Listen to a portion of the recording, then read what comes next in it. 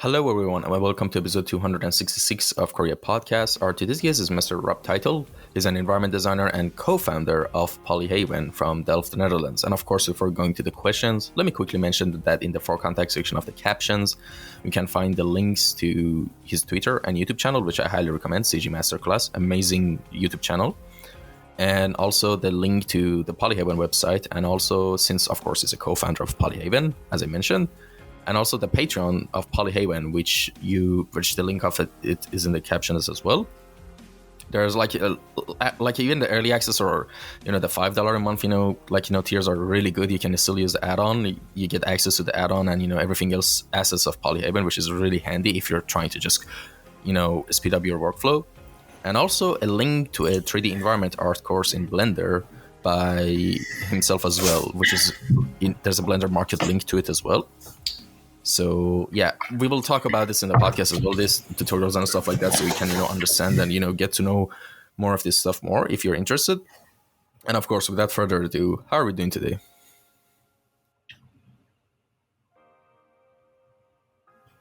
Hello. Sorry, there was like a break in the connection. Hi there. Right. Hi, Renton. Oh. Hi. Oh, my pleasure. How are we doing today? I'm really good. Yeah, I just finished my latest course recording, so I've got some time now for my own life and doing a podcast with you. That's great. Awesome. By the way, thank you for responding to the email as like in such a short notice, and we kind of did the set up the time and date in 2-3 days, and so I really appreciate that. And I saw the invite and I checked your channel, and I saw you're doing a lot of recordings with designers. A lot. Yeah, with creatives, not just artists in the industry. Like I had an oil painter today as my previous guest, Henning Schultz from Germany. Yeah, and I have another 3 hours later. Like I have people, just creatives, not just artists, visual artists or stuff like that. Yeah, I just went quickly through it, and it is 266. That's a lot. To be honest, mostly yes. But to be honest, mostly it's creative visual artists more than anything else. Okay, that's nice. Yeah, thanks, man. Yeah, and my goal is to actually get to episode 1000, then I can rest. I got this itch that I need to take to episode 1000, and I want it to be 10 seasons. Is that a goal, or is there also something like you want to? Want to be creative for yourself, or want to do something with all the knowledge you gain from everyone you talk with? Yeah, actually, I have some plans, but mostly it's just fun for me. It's just interesting. When I started this, I thought I was I like podcasts, and I started it. My earlier episodes were not very good, of course. But after 7-8 episodes, I was like, wouldn't it be funny if I reached episode 100? And just you reached that goal? Yes, of course. And now we're episode 266.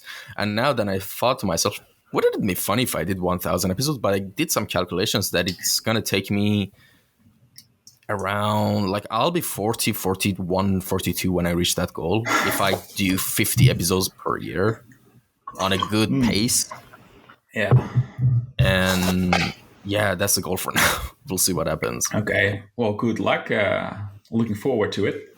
Thanks, man. Yeah. And all right, let's start off with the first, signature question of the podcast, which is give us a little introduction on how we got into the world of visual arts and design. Basically, tell us your origin story of what led you to become an artist, want to become an artist, basically. Well, my name is Rob Tuytel, and I'm not really calling myself artist. I will tell you why. The reason I went into the world of designing was not because I had a sort of a dream specific when I was young. To be honest, I never was interested in art at all. And I think it was around at the age of 20 that I just get in touch with it on accident. And then I just followed my path, and I'm still doing the things that I did from that moment. And that is making 3D environments, specific Dutch architecture. I'm really inspired by the structures, and I love doing that every day. Never boring.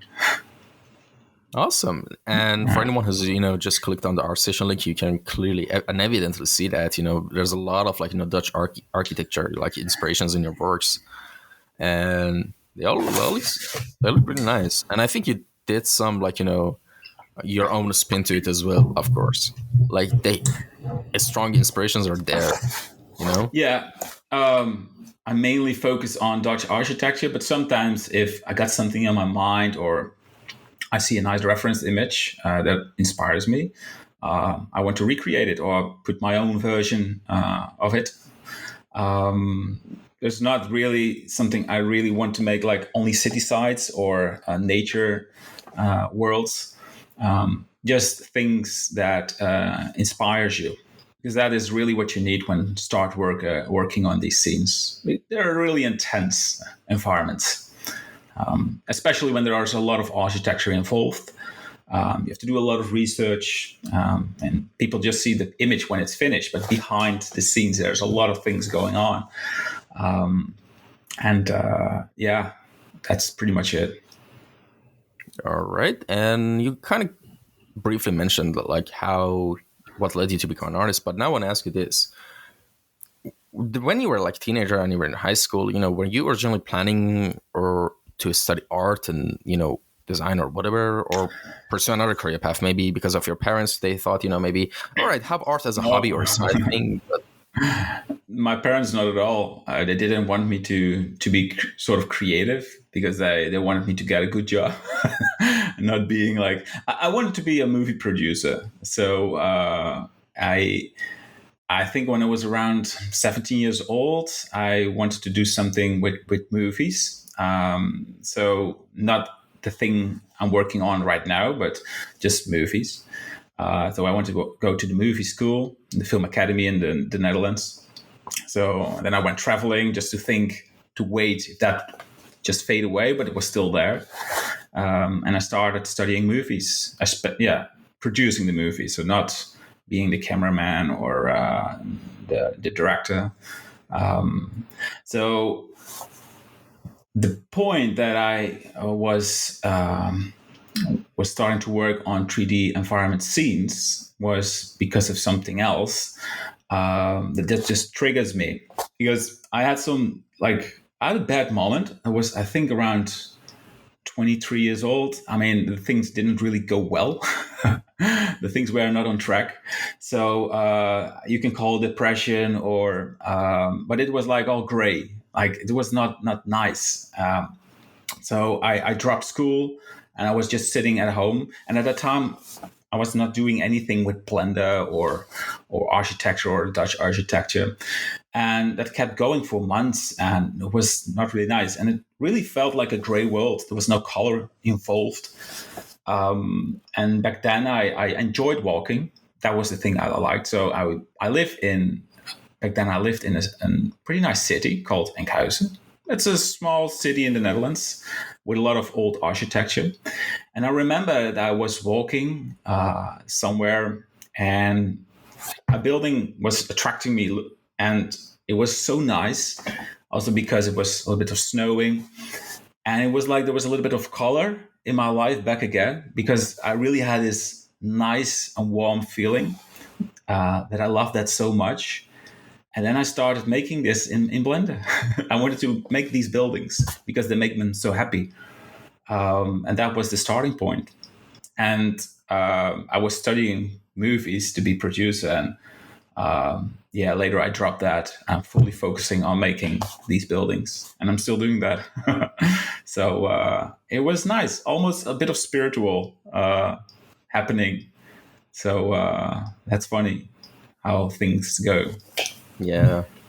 Awesome. And there's one question, of course, I want to ask, before we move on with the rest of the questions, which is right now, of course, in the in the tutorials you gave, and also from what I've seen from your workflow, of course, we're going to talk about workflow much more deeper later. But do you present your, final environments and the final versions of everything in Blender, or do you also, incorporate engines into your, workflow as well? You mean Unreal, for example. well, I'm working quite a lot with Unreal Engine 5. more focusing on blueprints, so doing the programming. But the reason I mainly focus on Blender courses is because I've got quite a lot of experience in working with it, and I enjoy teaching the basics, like just for fun, making structures, making small environments. I really enjoy that. I'm not sure if I like enjoying making scenes in Unreal because my knowledge is not the same level as Blender. I mean, I get around in Unreal and I know to make blueprints, but in Blender is like I'm a fish. I can go like everywhere. Uh, Everything I can imagine, I can create. Like sort of. Like I'm still growing, but it's real creative freedom. I don't have that in Unreal. And I think if you start teaching, you need to have a good know-how of what you're doing, even if not the best way, but as long you know how to do that, because you're learning students how to do something. If you not really know what you're doing, that it's not okay, I think. Yeah. And well, now let's go into like a little bit of design process. How does your design process usually go anytime you want to start working on a new piece or a project? Like, of course, I know it can differ between personal projects and professional projects, but if you could tell us how your pipeline usually looks like, It that'd be all awesome. works with inspiration. Sometimes it works when I grab my art book like and find some image for inspiration.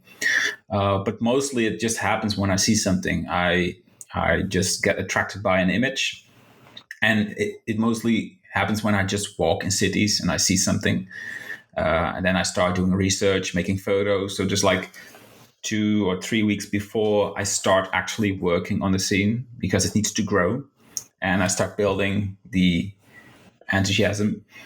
And as soon as I feel I'm ready for it, I start preparing all the files, all the textures, doing some trial and error, like what I like to do, what kind of mood it needs to have, and then making a block out and starting to create the buildings, etc., etc.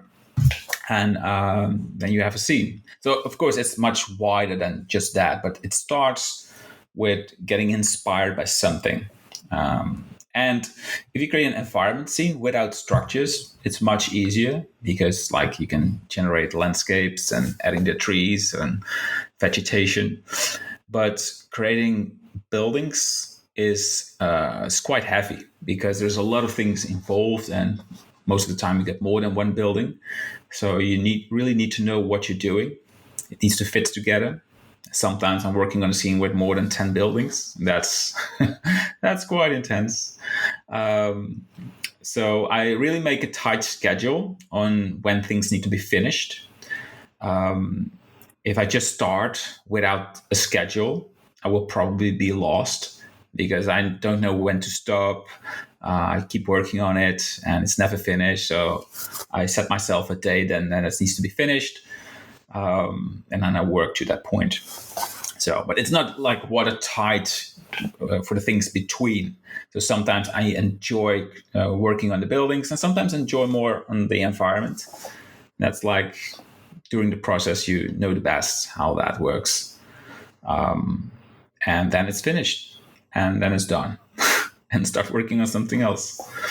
That's the working process of designs. I'm not working for clients. I did in the past, like big projects, VR projects, but that was too much producing, less creativity.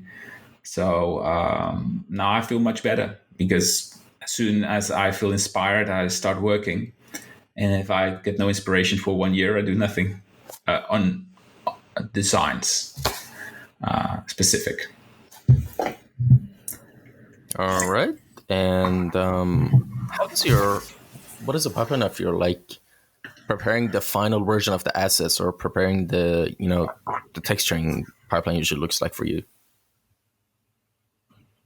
Well, with creating the scene, Yep. I look for like you can say the palette, like a painting palette with all kind of colors. I look for specific bricks. I do some trial and error with blending them till I got something that looks good. And from that, I start making the structures using these specific textures in the scene.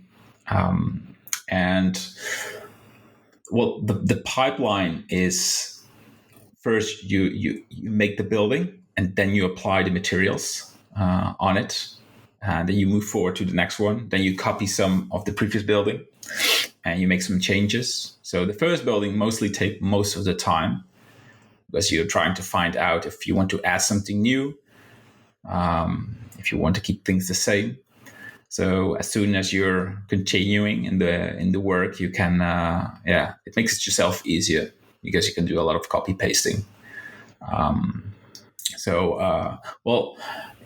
Instead of saying pipeline, that's pretty much it. There's not like a whole process going on, but that's, I think, for the preparation. So the time before I start Blender, I mostly prepare the reference images, the foldering, like documentation. That's all like prepared. Like it needs to be good. You need to know what you're doing, and then I just start. And it's really it's really hard to start because you know that it's going to be a hard time because you have to do a lot of modeling.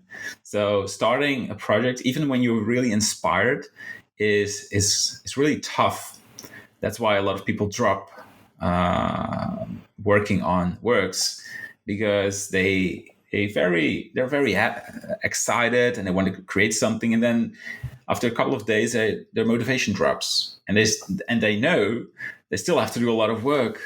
And that's it's happening a lot with environments. I think that's because not a lot of people working on them, on 3D environments, because it can be intense.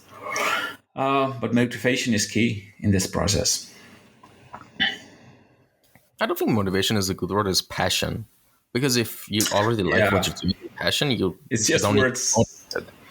Yeah, it's the passion for your work. And if I look at 17th century Dutch buildings, that's my passion, and I like working on them. And even if there are motivation drops, sometimes I just stop working and then I continue the next day. That works for me.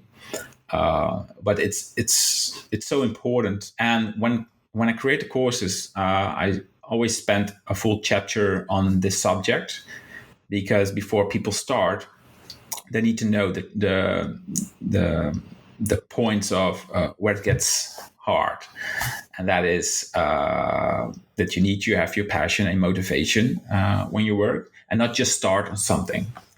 We all know that feeling when you're seeing something, you want to make this, and things simply don't work out.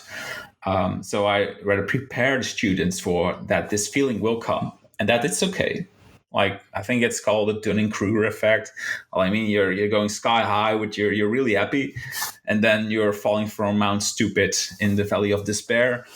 That's really what happens. It's like you think you're already there, even when you haven't started something yet, and then you start working on that, and then it's all getting into you, and then you get the hard times. I'm calling it hard times, but it's just a lot of work. Yeah, I can see that. And also, what are you working on right now that you can tell us about? What kind of project are you working on? I mean, of course, you mentioned that you're going to drop a new course, right? Is that correct? But aside from that, also, could you tell us a little bit about that as well? But aside from that, what project are you working on as a scene, or maybe like a commission? There are a lot of things. I work. Polyhaven is part of my work. So I'm doing, like, we work in a team. So we get textures, and I have to review that. I'm adding textures myself or models. So just keeping the things together. So that's part of my day, but that's not filling everything. I'm doing a lot of study. Every day I read books or watch or look at things, or just go outside. That's part of it. So study is taking a lot of time. Currently, I'm doing a lot of Unreal work, but that's not like I'm making something. That's just part of studying. And 2 times in a year, I do course creation, and that takes most of the time because of the preparations. I mean, you want to have assets, so you go outside looking for assets, scanning them, processing them. So sometimes you work months before starting recording because you're collecting everything. You need to set it up. It's not just doing recordings and you're finished. Like, there's this whole process going before, because like my main course, that's going to be Blender 5 for environments for Blender 5, but that will take 1 more year before that is launched. So, but it's already starts now, looking for the idea, what the genre, what you want to tell, traveling, going to countries, finding objects to scan, finding textures. So that's filling my day. Quite a lot. Yeah.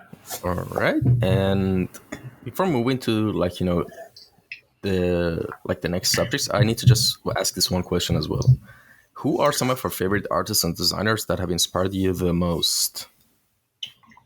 They're all dead, I think. Yeah, All right. that's the old masters, the painting masters from the 19th century. They created art that is like on a level that I simply cannot reach, because it had a long development in craft sharing. Like, someone learned it, shared it with someone else, they improved it, and at some point it was like almost beyond human. It was so good, and you can see it in the work. It's so full of details, not only visual but also like the subjects they painted. There's a lot of going on in these paintings, and it's nice to watch. It's I call this beyond human, because I cannot imagine how that is ever created by humans. So they inspire me. I've got a lot of art books with all these paintings, and I get myself inspired. And yes, there are nowadays. I do daily visits to an art station, just looking around. But that's just looking at techniques. Like, hey, that's a nice use of bricks, or that's a nice subject for environments.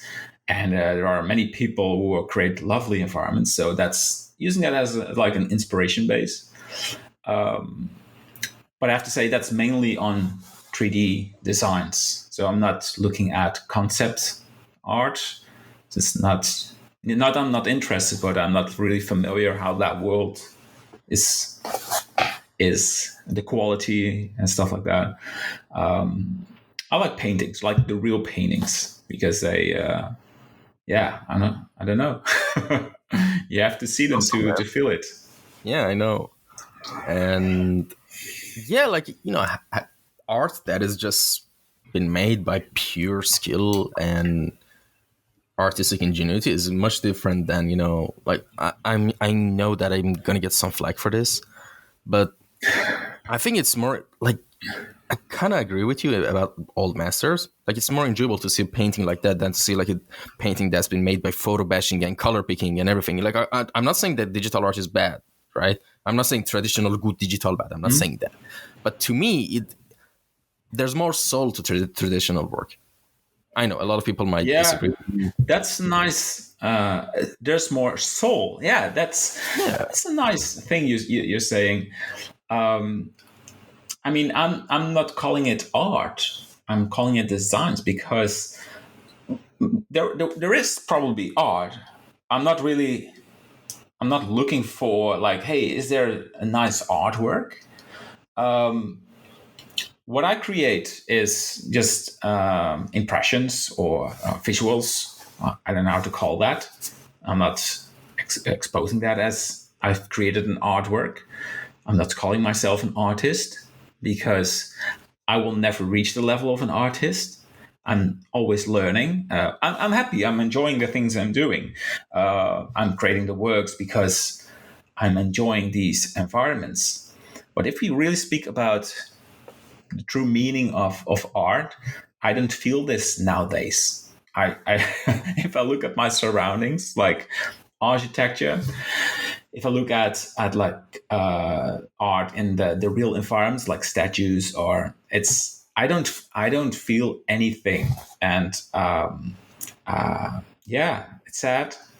I wouldn't say there's no skill anymore, but maybe you tell me if I'm wrong on that subject. I mean, we can talk about that. It's um, I can only talk about how how it feels like, and if I look at it and I don't feel anything, all people can say that looks beautiful.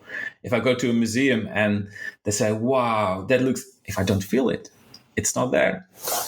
It's something pure. Yeah, it's such a weird subject, because at some point, of course, people say anything can be art. I kind of get that. People their perspectives are different, of course, and That's they're, easy. yeah.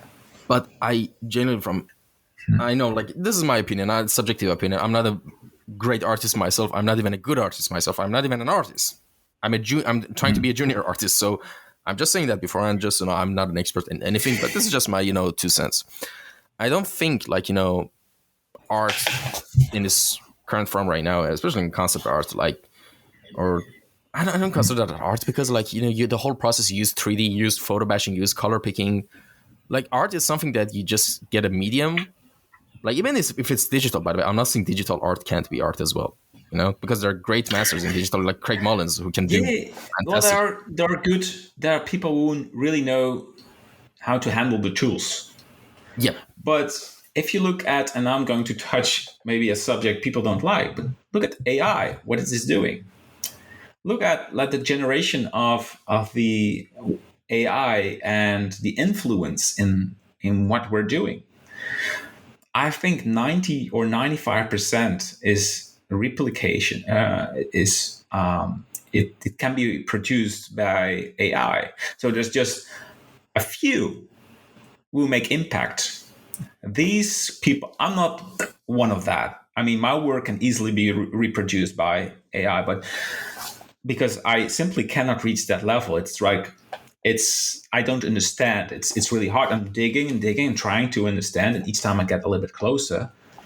But the little 5%, or maybe it's less than that, they, as soon as these people are get skilled, know how to use the tools, and that's what I can do with teaching. I can learn them the basics. For example, I can, if they're new to Blender, but deep inside they have like real skills. What I can give them is like, I give them provide them some tools like a shield or a sword so they can fight the monster.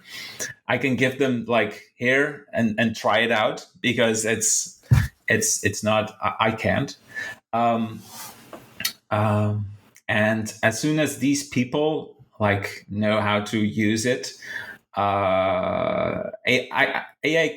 AI can't what these people can, because what they produce is, yeah, what I feel with this old paintings is like it's real, it's pure human. It's something what makes us so unique. But to get there, you need to be good. Yeah, and AI that's funny. I don't hate AI. I think it's kind of funny. It's right there because it shows like, hey, 95% is just easy to reproduce by like an algorithm. Insane, right? It's and so does it makes us useless? No, I don't say that, but we need to think about what we call art.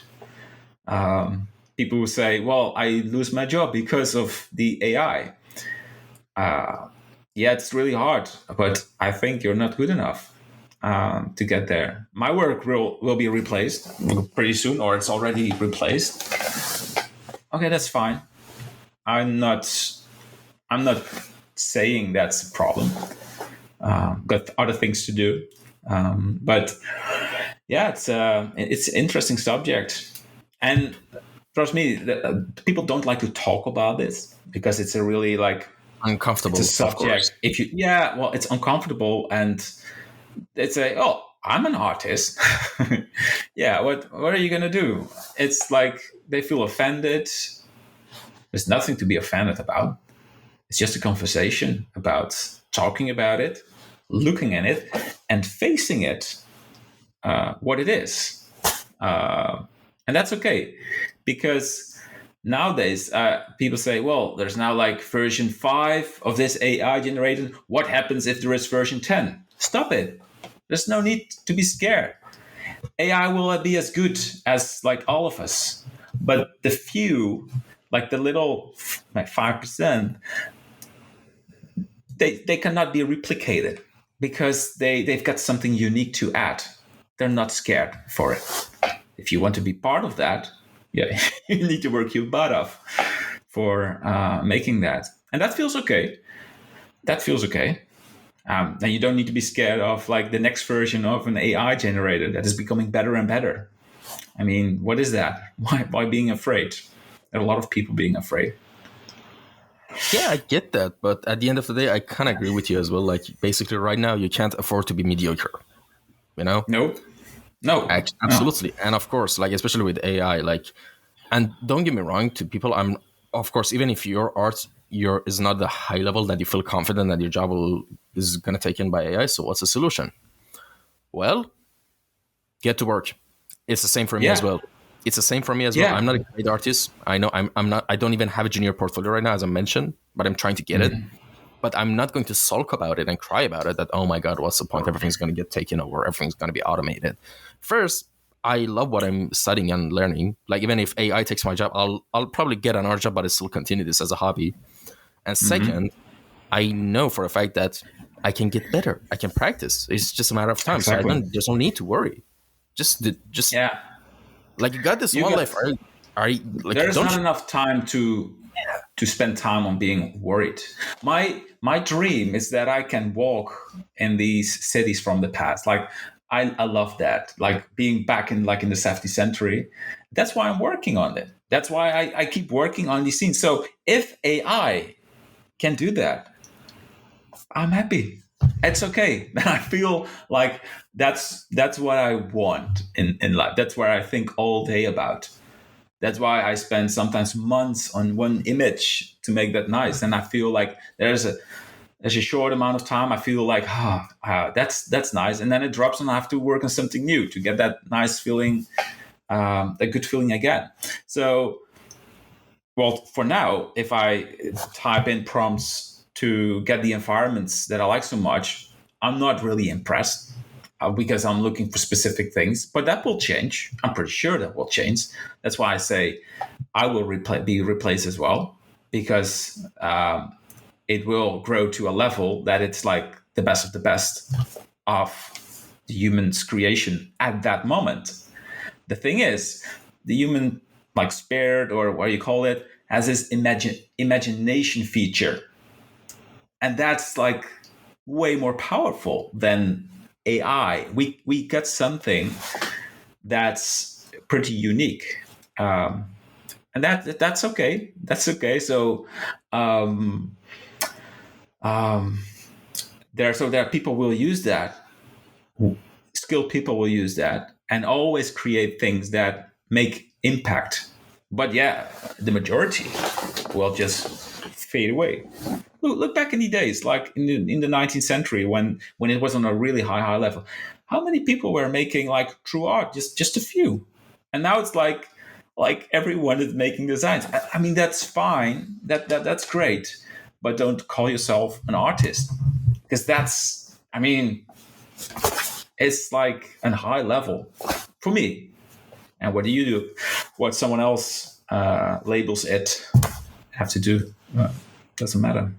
Yeah, but to be fair, people in the life in 19th century was way different than now. I mean, like, a lot of people didn't have the luxury to make art, you know. And I'm not saying only the high class people used to make art. No, a lot of the great artists were from impoverished, backgrounds, of course.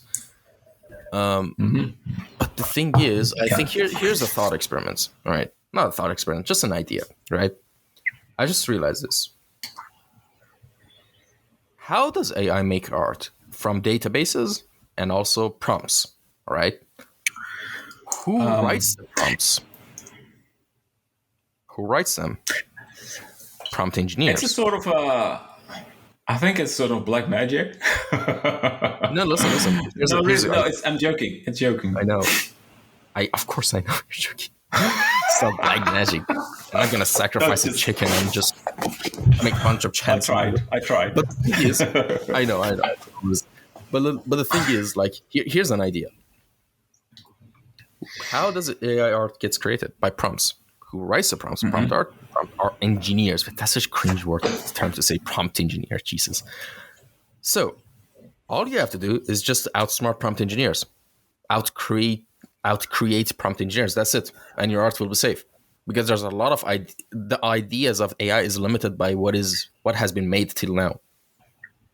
The ideas that have been You mean executed. like you're not publishing your own work, or just No. I'm saying if you spend enough time and actually think deep down and do real research, you can make artwork and new creations that can't be touched by AI. Yeah, you can add a tag, right? What ArtStation is doing. Not just that. No, I'm just speaking in terms of creativity. Like, there are a lot of ideas in art and media that haven't been explored yet. You know? Yeah. And with that, of course, there's like AI can, you can write anything you want in there, and it can create. And you might think, well, there's enough data in different genres and in the databases for AI to, just create anything. Sure, true. But the execution is something you have in your back pocket that you can use. Because the execution of AI it might improve, but it's going to have a certain style. Like, there's so many things people can do to stand out. Of course. I agree. Yeah. And well, I'm okay that AI if it uses my work so it can replicate it, because then I know what I'm facing. I know what I have in front of me. I'm not scared. I'm okay that it is better than what I can create. But I'm pretty sure that it is not able to do like what makes us so unique as human, that it can make unique things. It's always a sort of creation of the best of the best. That's what we're facing. It's not creating something new. That's key. Definitely. And I think, there's another thing I really was thinking about. Even though we have like Pinterest, all this technology around us, we have like AI, we have like it's so many softwares just to speed up the process. I think there's too much like tools and like, all this stuff around us makes us less creative in a sense. Now, what I mean by that is just take a look at sketches and weird arts, like, sci-fi art from artists from like 100 years ago. Like, I saw this article the other day and I was like, whoa. And I saved it and I put it in my Pinterest board to use it later in my future projects. There was this architect, Henzo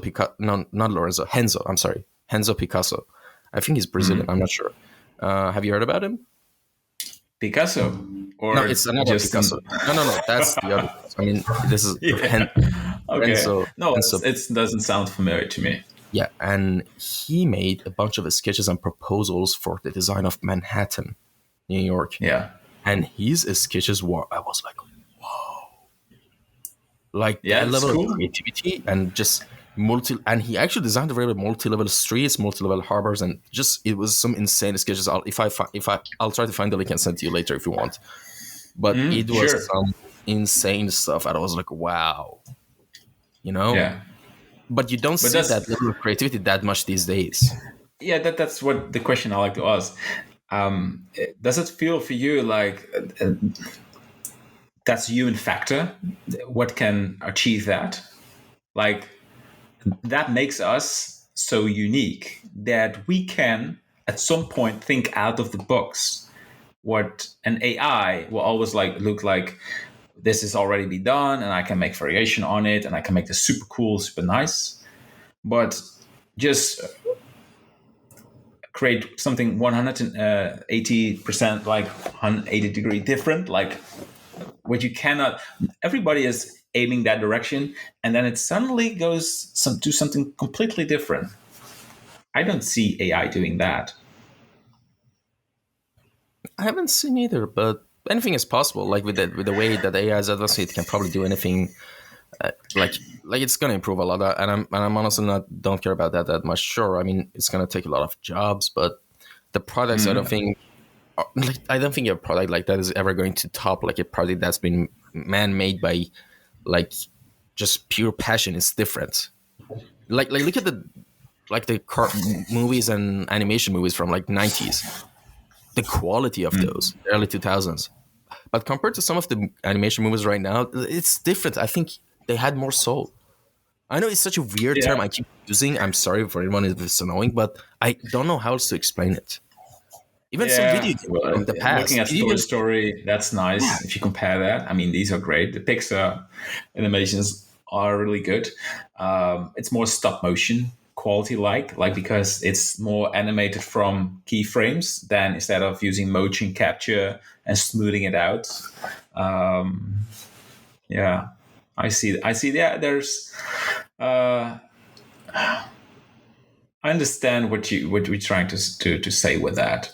yeah. Um, Basically, if I could summarize it, is I think the cost of speeding up your pipeline is you lose a little bit of that, like how should I say it, human passion from it, yeah, you know, or the human because it's a factor, production. or the human hands from the creator. And don't get me wrong, I'm not saying that like a lot of monotone, boring things shouldn't be automated. They absolutely should be, right? Like for example, I'm not saying that you need to, just use classic techniques that would, take a lot of times necessarily. I'm just saying that not all the time. Like, just how should I like phrase this sentence? Is kind of hard. Yeah, Basically, language I'm is not, sometimes a little yeah, bit a thing. I got that as well, but yeah. that What I'm doesn't saying, matter for the conversation. yeah. Like, It's let me give a game development example. I'm sorry. Like, if you have a tight deadline, you have to cut a lot of corners. You need to use a lot of shortcuts. You need to, fake a lot of details. Of course. But if you have enough time and resources for it, you can make it like an amazing product. Like look at the game developers from the early 90s and just the first generations of game devs. The industry wasn't that big. So the people who were in it were truly passionate about it. Even the sponsors and the games wouldn't make that much money. So they knew their expectation wasn't that high. So Mhm. they wouldn't put so much as tight deadlines as we see today right now on their staff and team. And the games usually, even though for their time, were so rich with flavors. I don't know what else to say it. Yeah, but it's just to continue with that. Nowadays, like the games that are created, like there are like a lot of people involved, like hundreds of people to make like a AAA game. That's nice. Um, but sometimes, like individuals can create something that is so good or like so different than what is created by the big companies. Well, I know. Are you familiar with gaming? I'm sorry, what? Are you familiar with playing games? Like Oh, if of you play course. games. Yeah. Yeah, So sure. there was this guy was called Zeekers. He created Lethal Company, and Oh, yeah, I played that. he added this on Steam, and it was like in a month the game of the year.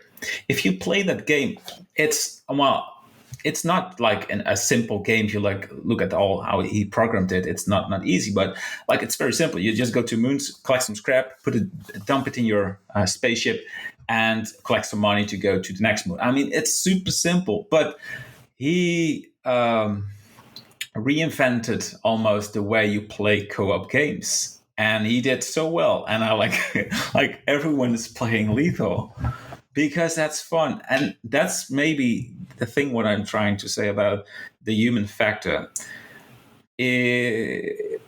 People, you try to copy what the big people are making, like the big companies. You're trying to make your game as good as possible, but sometimes it can be so simple, like just a little bit, tweak the handles a little bit, and it goes straight into success, or like what people like.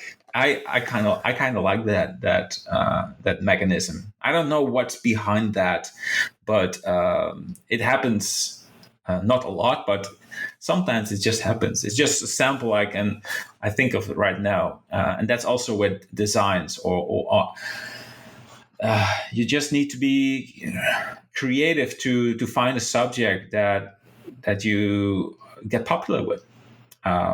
And you may be scared by what AI is doing now, or maybe in about 5 years or 10 years, you think, well, there's no work.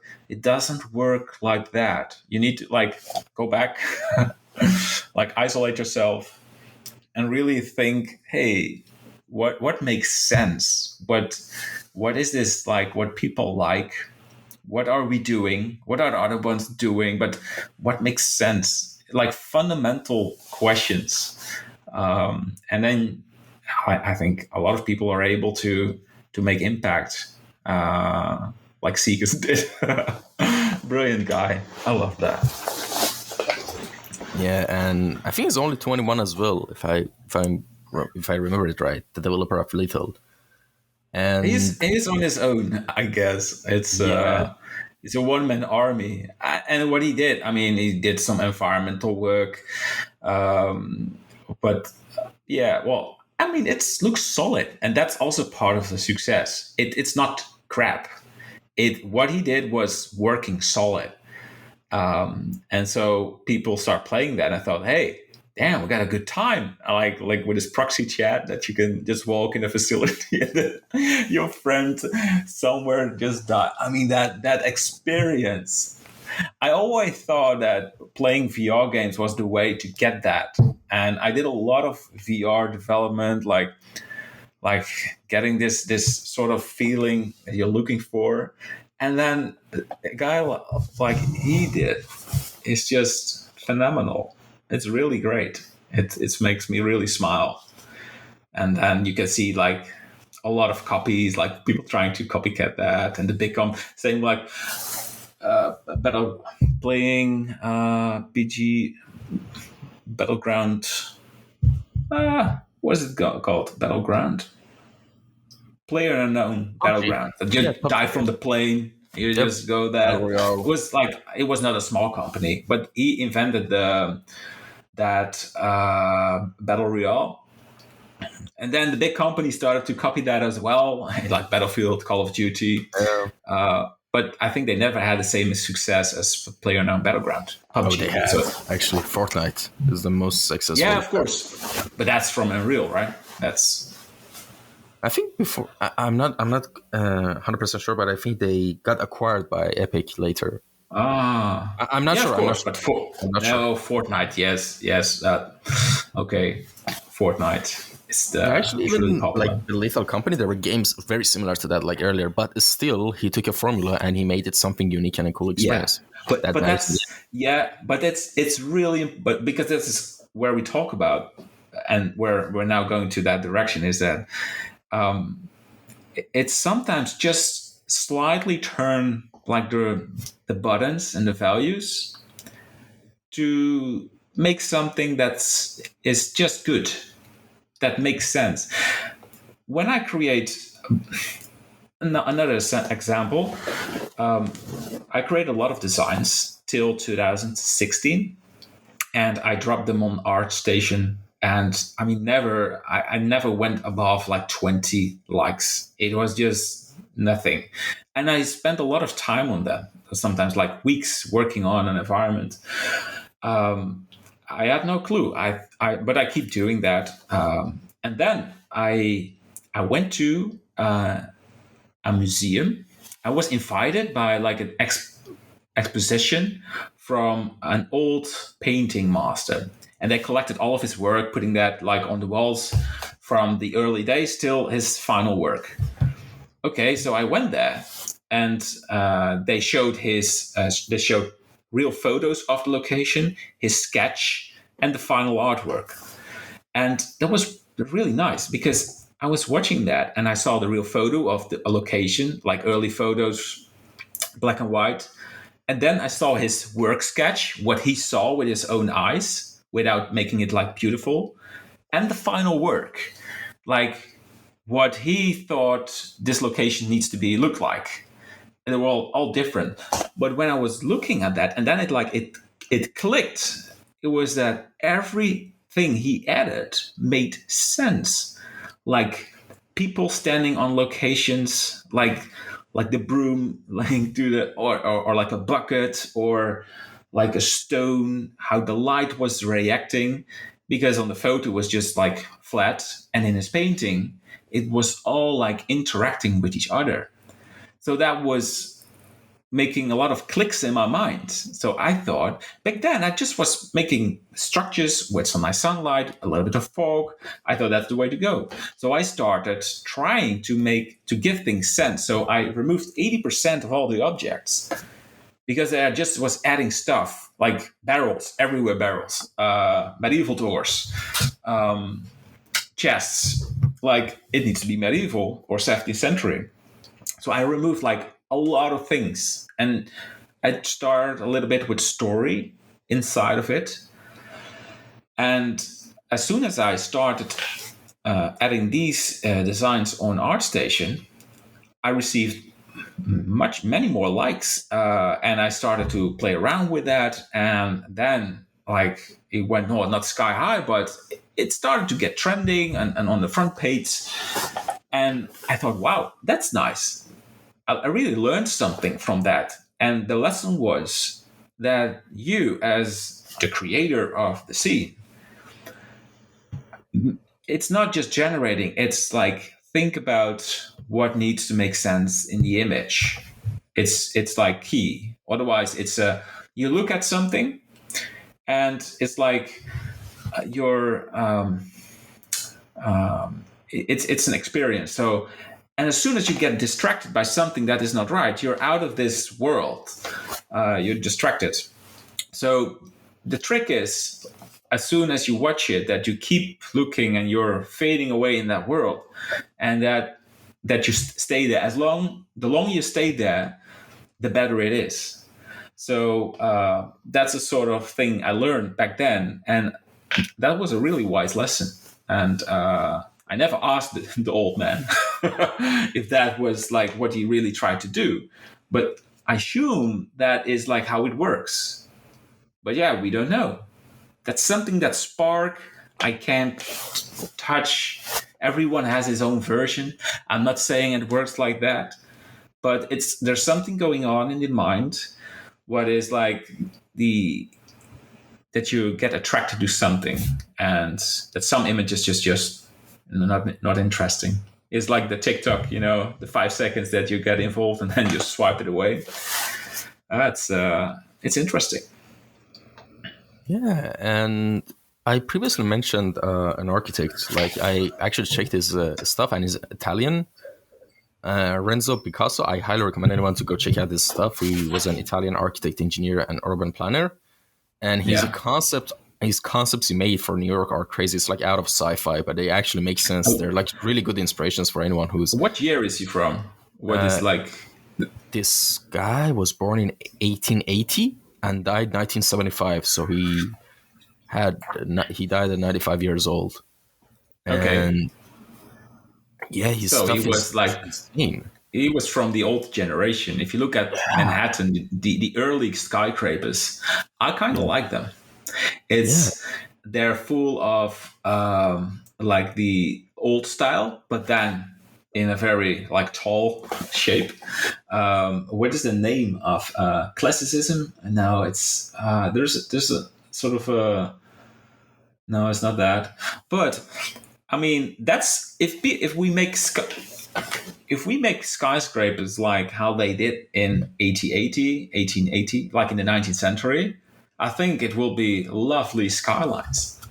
But there's something changed around that period of time with architecture and with art.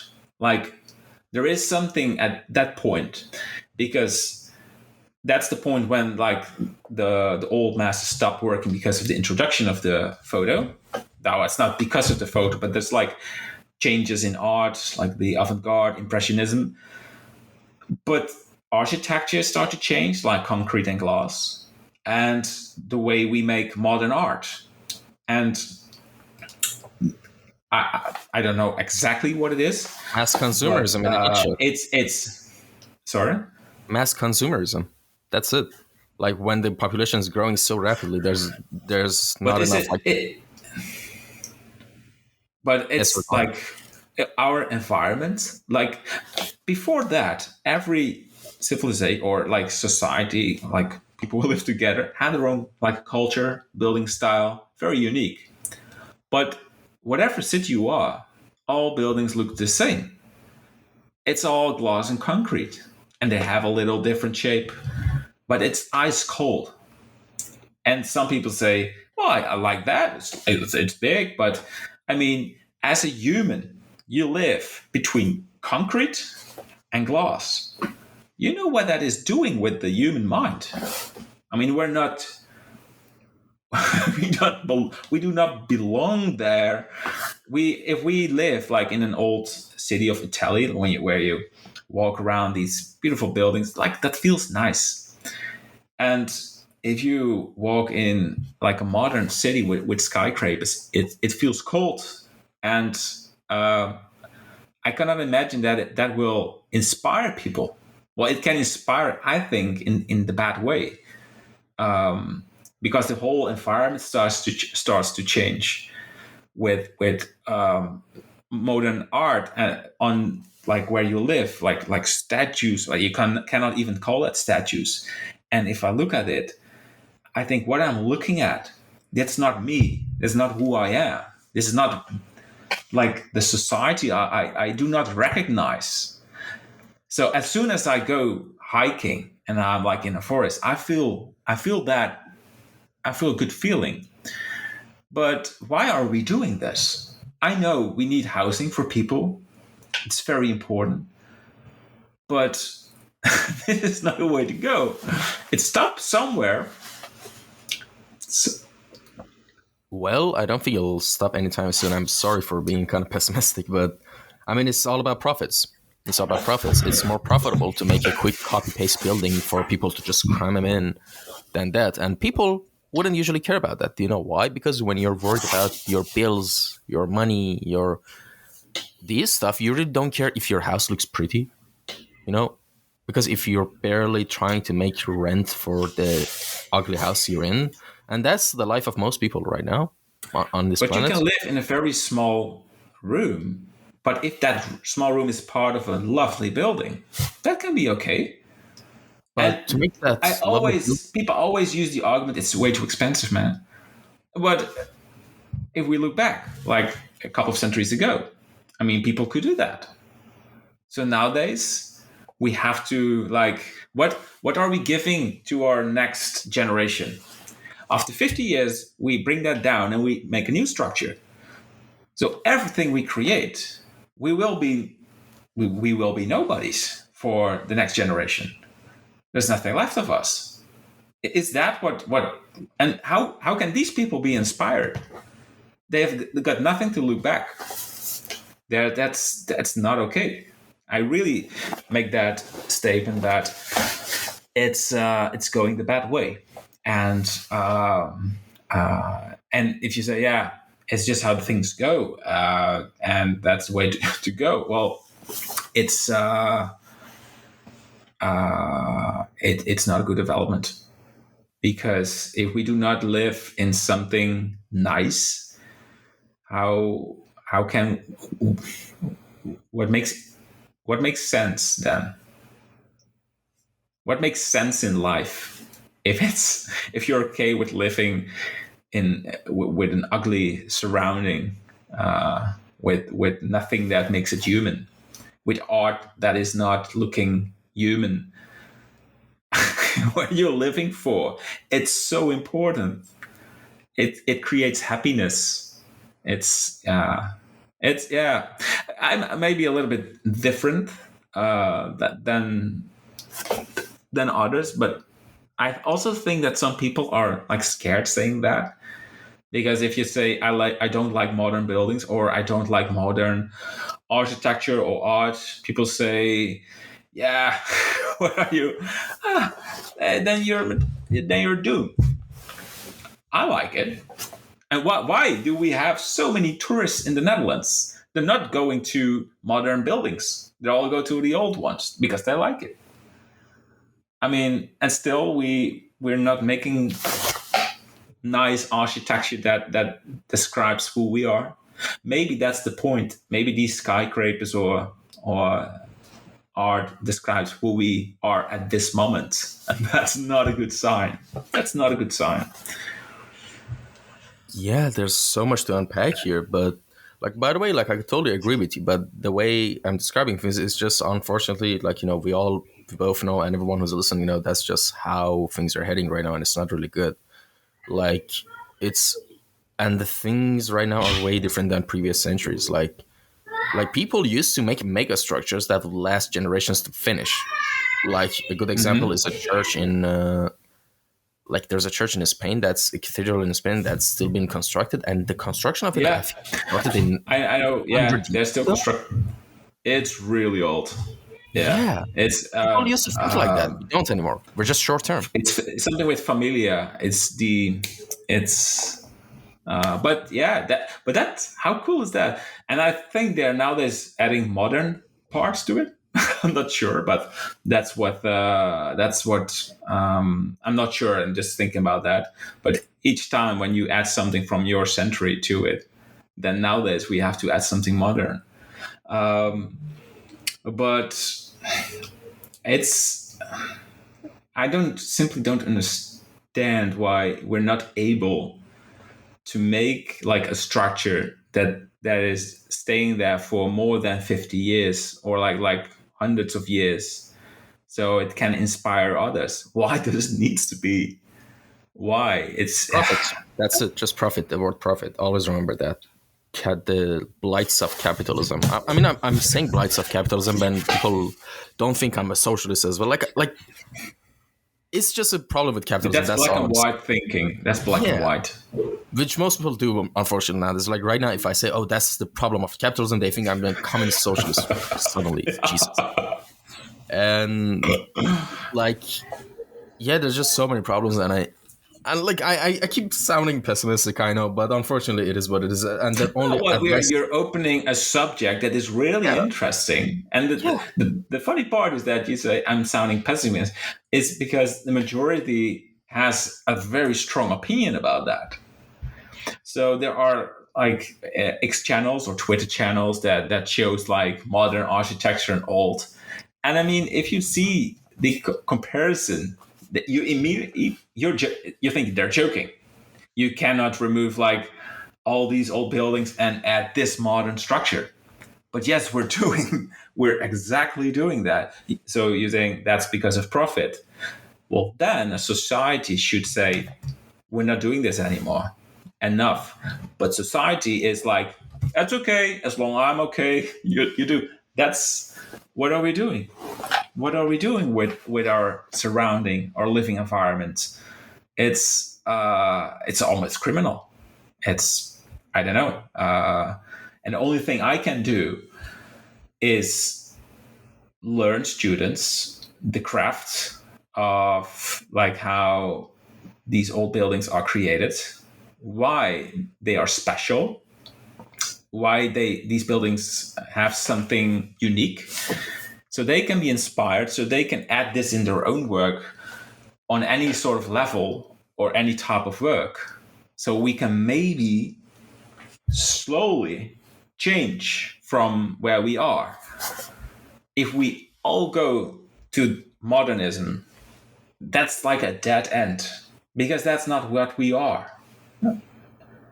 And you can say, yeah, it's expensive. It's not about that. You know how much money we spent on stuff, government stuff. I mean, as soon as your environment is looking nice, people care about the surrounding. People start to become more one. I mean, it's all hanging together. It's so important. There's nothing. like spiritual in that it all starts with a good living environment, and and ugly structures are like the worst for society. Yeah, unfortunately, like that's only things improvement and progress like that could happen if like majority of like society comes together and says, hey, we don't like this, let's change it for a better or something. But unfortunately, I don't see that happening. People, as I said, are too involved and struggling with their own survival. That when you're in Yeah, survival mode, you don't really care about any secondary thing, and that's of what governments course. do. Yeah, that's a good argument. And of course, you care more about other stuff instead of architecture. Some people are in the surviving mode. A lot of people are, and then you don't care, and um, that makes it so ugly. That's and that makes a discussion also hard, because what can I say if I care about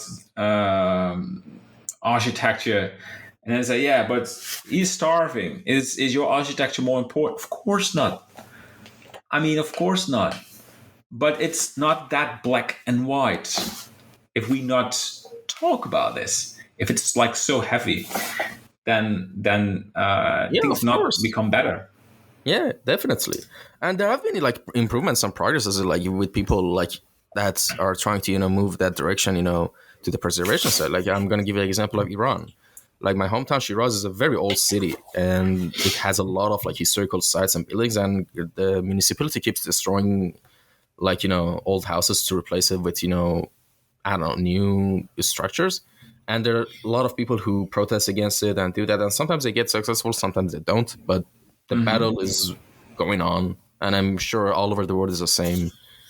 And yeah, I mean, I guess we just have to do our best and see what happens. But things don't seem very hopeful in long term, the way Well, things are going. it's. I agree that we are on a really risky edge, but it starts if each individual.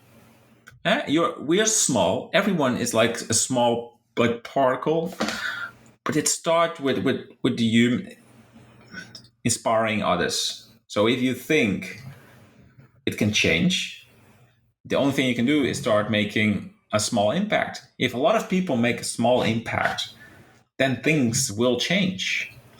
So never um, losing hope on that it won't change, because always look at yourself. What are you doing?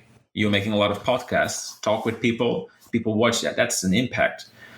I'm trying to learn students making architecture, tell them why I care, the importance of architecture.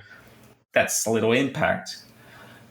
So you can Netflix whole day and not doing anything, or just do something small if you not agree on that. And there are a lot of people not agreeing. I'm for sure. Like a lot of people see what is happening, like with modernism. It's each culture, and cultures are so important that we have a rich variety of different cultures. We share knowledge, we learn from each other. So the importance of that, each culture has architecture, its own style. I mean, that's like how civilization is, right? I mean, don't lose hope on it and keep positive. If it looks sometimes dark, that yeah, keep Yeah, smiling. I do believe any effort, big or small, will have a consequence at some point. So I don't think any effort will be wasted towards like preservations of old historical buildings or trying to like renew them. So I definitely, yeah. Even though like I'm just adding this to the end of my discussion because I even though like what I'm saying and what I'm observing is very pessimistic and dystopian, but that Yeah. doesn't mean we should just stop and surrender. That's my point. No, no, never. No, and yeah, being the positive makes you like happy. It's if you're living in the modern society, um, and it's like you're on that train and losing hope. I mean, that's not a nice life. I mean, it's hectic, it's stressed. Most of my time, I'm spending in. I've got a piece of land, and I got a farm. Like I got my vegetables, and I'm living there. That really makes me happy. Like I'm there, and it's gain inspiration when I'm there, just putting my hands in mud, and that's life. It's nothing more than that. Than on the then sitting at a Starbucks, like in a very packed with modern structures and cars and I mean that is not the place where real inspiration starts because we're from the nature, and the more we get distracted from these areas, that you're outside, that you can listen to the birds, the sounds of water, the more of this modernism will be there, because that's our life. That's the balance is gone. So yeah. All right. And also, we talked about something briefly before we started, like about the challenges of housing in Netherlands. Like that was like Yeah. an interesting topic. And since you're also most of your works are inspired by architecture from Netherlands, so you kind of I assume you did some research on this as well. And so, do you have any like thoughts and ideas? Because I've heard that they say in the Dutch people say that Netherlands is getting a lot crowded and there's a housing problem. Even though for a country that size, 18 million is good. Listen, I live in Istanbul, and the Yeah. city is roughly 21, 22 million. The officials say it's 16 million, but people from Yeah. other cities come in the day to work here, then go. But at night and evening, it gets super crowded. I'm sure it gets around 20 million It's more. Yeah. for one city. And they manage to house people, but I mean, like, of course, mostly it's apartments. The same Yeah. with me. But about Netherlands, like, what, topics do you have in mind, about that? Well, we do not really have skyscrapers in the Netherlands, and housing. If you make a skyscraper, you fix a lot of housing. Well, I think the problem is housing management. That currently we're not really building anything. Well, there are small projects going on, but we have got a lot of environmental rules, so we're not allowed to build Yeah, new the sea level. structures. Yeah, and other things that CO2, like if you try have a generator, you're producing it, or like waste. They say no, no, no, you're not allowed to build. So that's like a created issue here that that stops the construction of new buildings. So I think we talk here about two issues. One is we do not have enough houses, and second, the things we create is like it's quick. We have a lot of refugees here. So really, what we do is create sort of small camps. So small housings, like prefab buildings. We're putting them and we're putting them in for years without like anything, and we get a lot, like every month more and more, but we not have any sort of good plan what to do with all the people who are getting here. So if I was like the boss here, I would like do it different. we I should change cities, like removing a lot of trash, like what we've created in the past 50 years, because that is trash, and start to create a different way of structure how we make buildings in the Netherlands. So taller buildings, but they fit in their environment. And so we can house way more people. So now, like we have all like single buildings for people, small, and I mean it's limited. So they're taking a lot of space, and we can't house a lot of people. And we did this like for years, and we have to change that rapidly, to handle like this amount of people. Also, people who are born here in the Netherlands can find new housing. So so restructure cities. So just I would say just bring them all down and start from scratch, and and adding more buildings, and not what we do right now. So that sounds weird that you say just remove buildings, but I call it trash because like it's really ugly. It's like what we have here. Like the new cities is we make new land. Like in Netherlands, we have like lakes and we make new land, and then we start building new structures on it. But we never think about like how all these things come together. I don't know why it happens. I really don't know. You say like if Istanbul has so many people and they can achieve that, it's like the people who are like working here are not really. It's not really working out. It's really frustrating.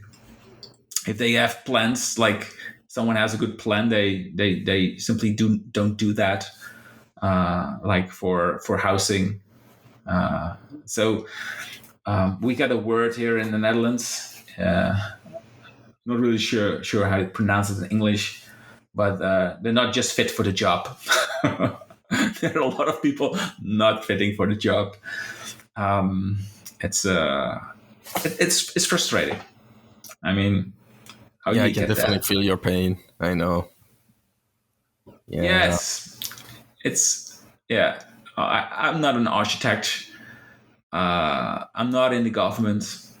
Maybe good, but yeah. If you bring a lot of people in here, you need to have a plan. You can't simply dump these people in a sort of a camp with a fence around it and saying, "Well, you have to stay there." What are the people going to do?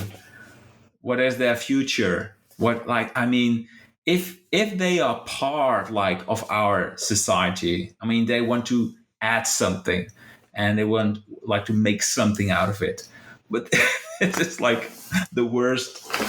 Oh, it's weird. It's can you imagine? Yep. Yeah, I know exactly what you're talking about. And yeah, there's just so many challenges that you have to deal with. And God knows what's gonna happen, honestly. And Yeah, probably. especially like, this whole immigration refugee stuff is a completely different subject. Like it's something that I don't think countries really planned anticipated for it in the past couple of years.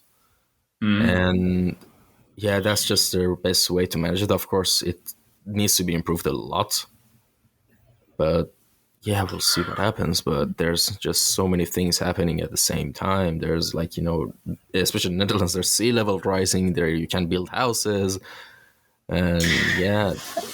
Yeah, but it happened before here in the Netherlands, like long time ago. Like like what is it, 500 years ago, there was a lot of war going on like in the Netherlands and what now called Belgium, and then the refugees came from Belgium all to the Netherlands, like a lot of people, because Spain was invading like the southern of the Netherlands, well, Belgium. So a lot of people, they just went to a safer place and they started building a lot of buildings, lovely buildings, and the economy was growing. Like that was the point that the Netherlands starts to be like an influence country, like with it growing, like more people growing. But now the opposite is happening. Is like a lot of people get here, and they're not all stupid. I mean, there are a lot of people with knowledge getting here, but we're treating these people like they're like what they're saying to it. It's I think we did not learn or something. Well, I read a lot about this, and I simply cannot handle. It's just how we treat the people. Like there's all kind of rules. You can't do this. You can't do that. You cannot build. And back then, it was like, oh, we got quite a lot of people. Let's build a new city. Let's we got quite a lot of work.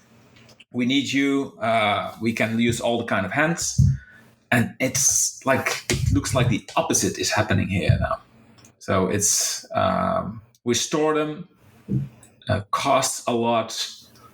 The people start to be frustrated. There's a lot of aggression to each other. It's so, there's no logic here. Stupid, right? Yeah.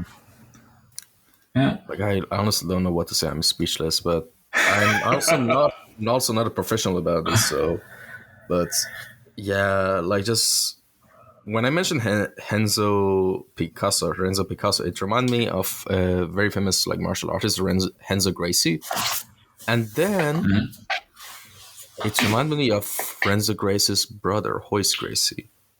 Now, if you Google him, like there's a strong similarity. And now that I remember why he reminded me of you, because you really look like him, like Royce Gracie. He's a famous Brazilian jiu-jitsu athlete.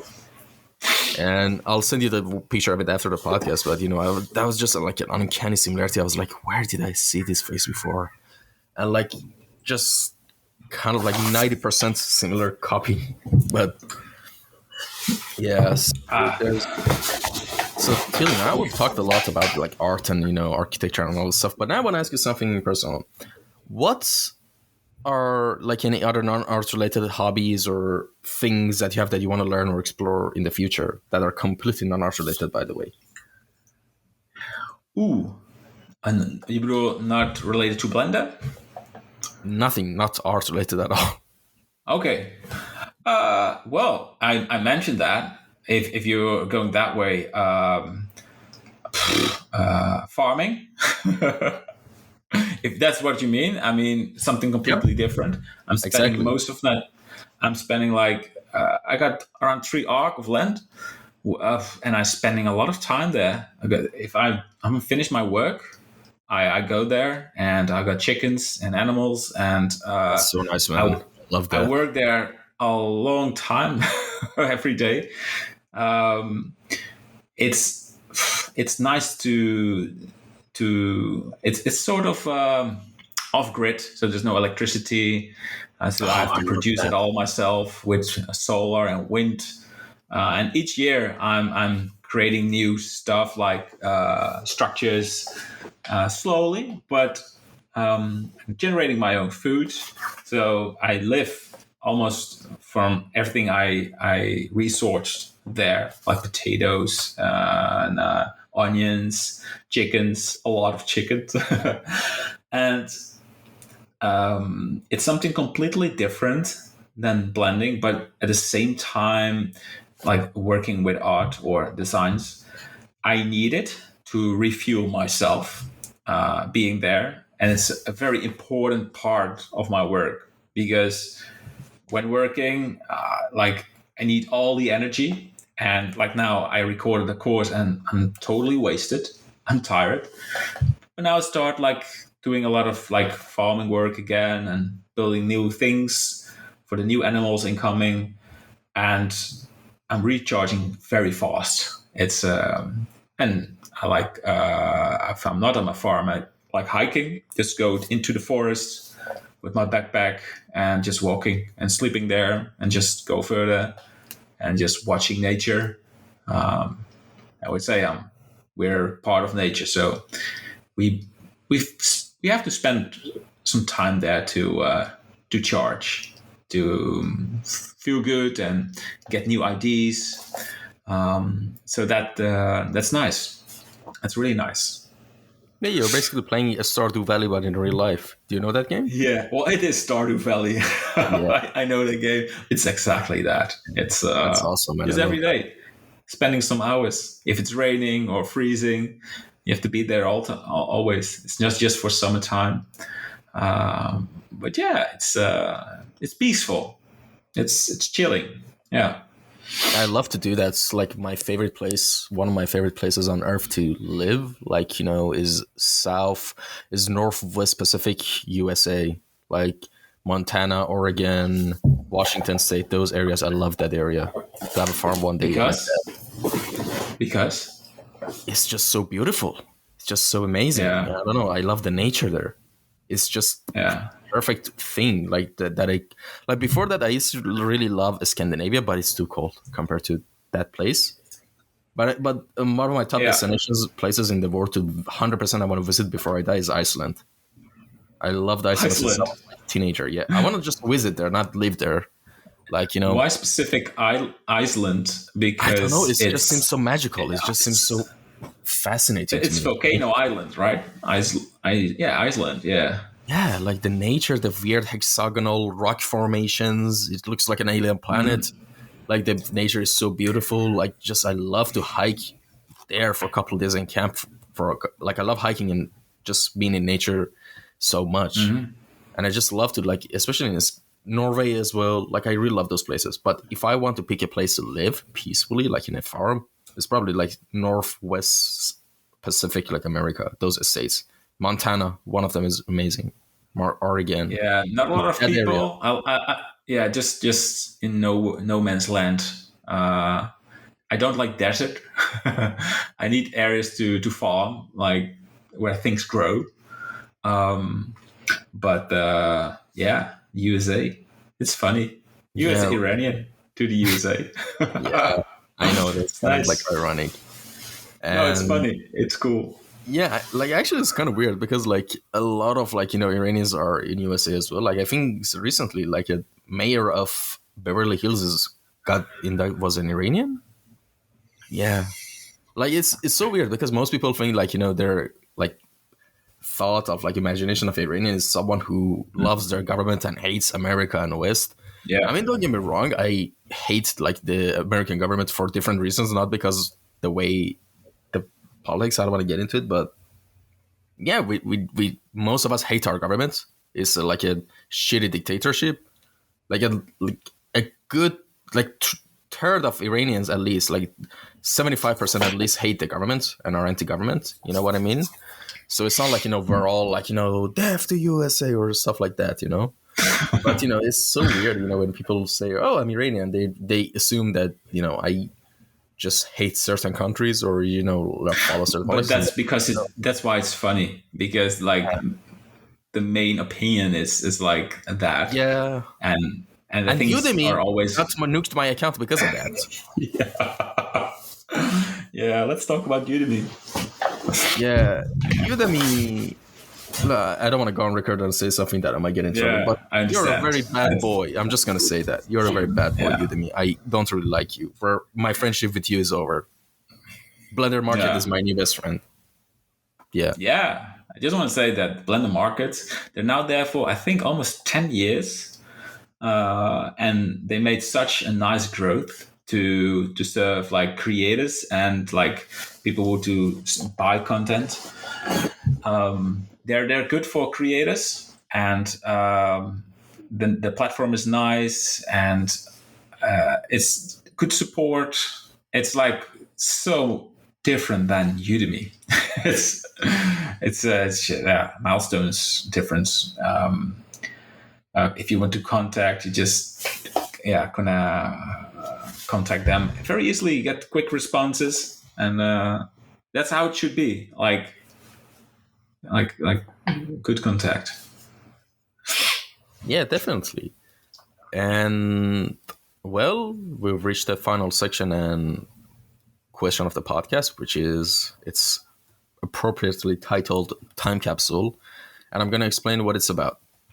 So, imagine in a few short minutes you have a window of time to say and tell us the viewers and to any viewer who might be listening to this podcast or watching this podcast at any point of time in the future,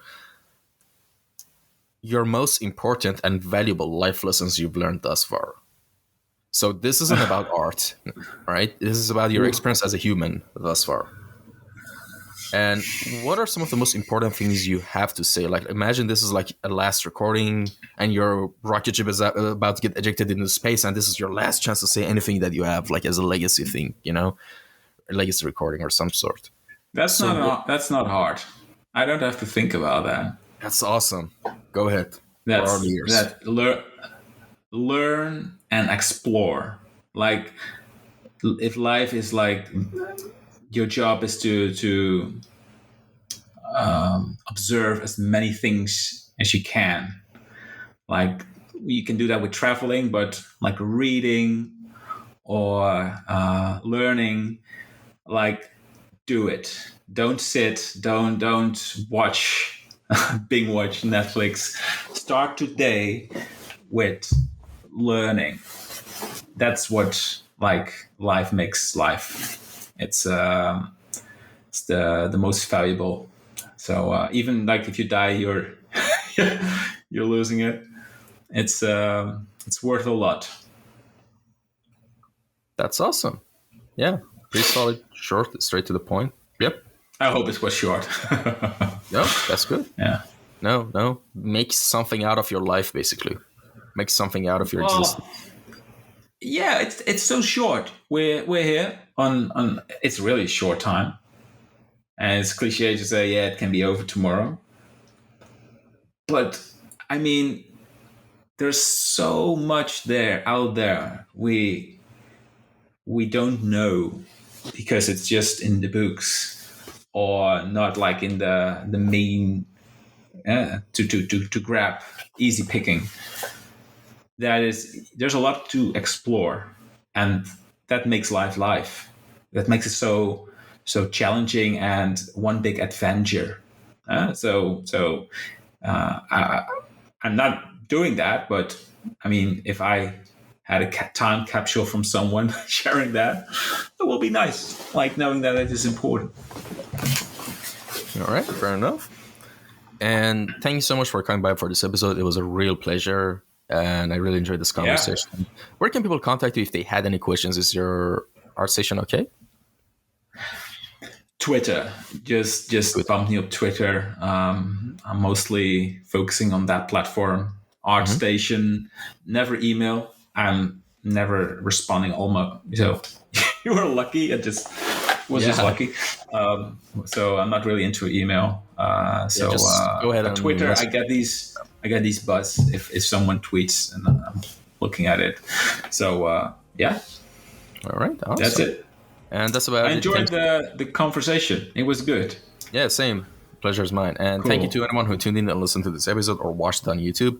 As always, leave a comment down below if there's a suggestions or comments or critiques or just anything. Or just send me a message on the Instagram page of the Kouryer podcast. I'll answer to all of them. And with that being said, take care, everyone. Stay safe till the next episode. Bye bye. See ya. Bye bye.